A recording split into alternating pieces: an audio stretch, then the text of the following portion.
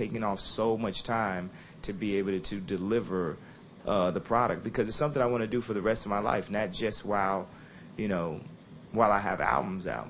Even though I'm sure I'll do albums for the rest of my life too. But hey Kanye, Helena McAlpine from C4, how's it going? What's up? Good to have you here. Now we've just been talking about style, and another very stylish man is P. Diddy, who's turned around and said that he wouldn't mind being the next black James Bond, well, the first black James Bond. Would you like to pip him to the post? Could you see yourself as being the next James Bond? I was just having a conversation with myself about the whole James Bond thing. Because I'm going to turn my, I'm about to trade my DB9 in for a Maybach, for a short Maybach, because I want to drive. Exactly the same, eh? Yeah. So, yeah, that might be a good move. So I'm going to trade in for the short Maybach because I want to drive my Maybach or whatever. And I've always had a dream of having a Maybach. If you remember, like on College Dropout, when I had that, I couldn't afford a Maybach. And by the time I could afford a Maybach, I started learning so much about style and cars and stuff like that. It's like I like a DB9, but I have to like really figure out what's more pure to me. And I'm saying a DB9 because that's the James Bond car. And it's like that approach, like tuxes, the bow ties and shit like that. And I had to like really come to the conclusion like, no, I kind of like Jordans and I kind of like Benzes. Like, Benzes are like less prestigious than Aston Martins and stuff like that. And I like plastic watches and like, I'm like, you know what? I don't want to be James Bond. I don't want to fit into this iconic, figure that, someone else has made. Just like with me, like how I don't want to be Jesus Christ, like my whole life. They're like, I was raised as a Christian and like, yo, be Christ-like, be Christ-like. And I'm like, no, I don't want to fucking be Christ-like. I want to be me-like. I want to be the best me. Because you're going to fall short of being Christ-like, and then you'll never quite be happy. And then you always feel like you have to give up 20% of your money to try to buy back some of this happiness or something like that. And it's just like, no, I just want to be me. So it's saying that to say, it seemed like, me or Diddy were the ones that, if you take a black guy like that had enough like knowledge of like bespoke clothing and shit, and like, if you look at me in diamonds and stuff, like, to do it. And some people say, do it, do it, do it. You could do it. And I'm kind of looking at everybody like, yo, fuck you. I don't want to do it. I want to, like, wear a T-shirt. So I think the answer is sort of no to that. So. Hey, Kanye. Sorry, I'm full up with a cold. Are you more influenced by MC Hammer or Vanilla Ice? I think a bit of both. My hairstyle is a bit more Vanilla Ice influence. And I've seen some like hammer slacks that I thought looked kind of good and stuff. I might not be opposed to wearing hammer slacks again at some point. So my pants will either be extremely tight or extremely baggy. And I like MC Hammer's dances, and I used to really like him as an artist. He was one of my favorite artists of all time. Hey Kanye, Joe from MTV here, brother. How are you? I'm doing great, yeah. Just a quick question. You've been flat out touring with the new album, and you've been all around the world. I noticed that you got yourself a brand new Brooklyn Machine Works fixie. Have you been able to ride much? Do you get out to ride with Pharrell at all?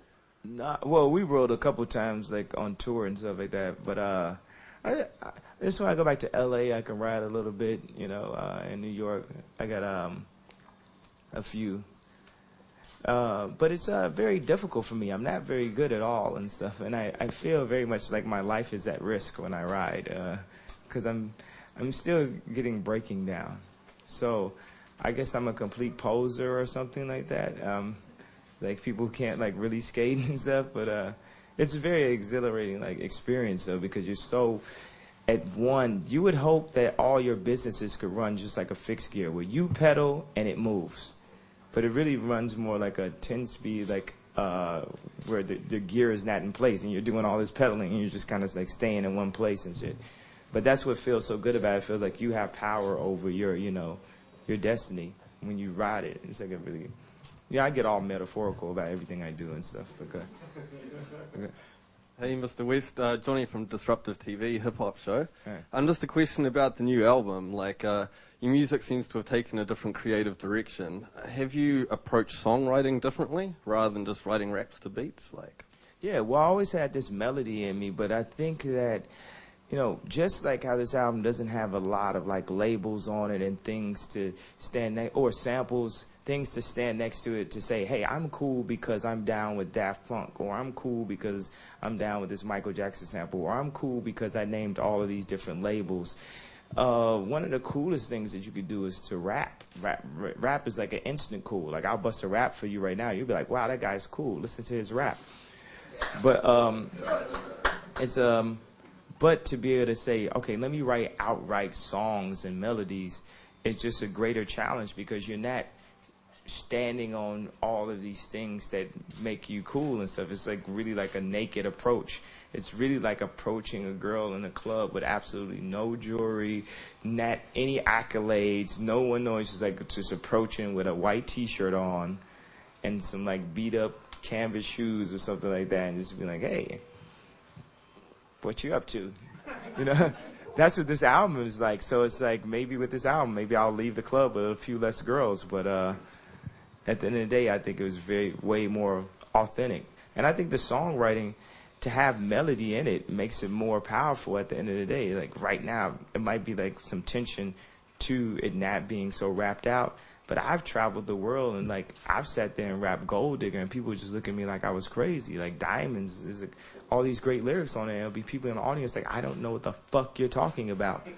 And I don't think that would be, I think this album, you know, across the world, they'll say, no matter what, you'll never take that from me. My rain. I could see 50,000 people singing it. And it started with, you know, Can't Tell Me Nothing.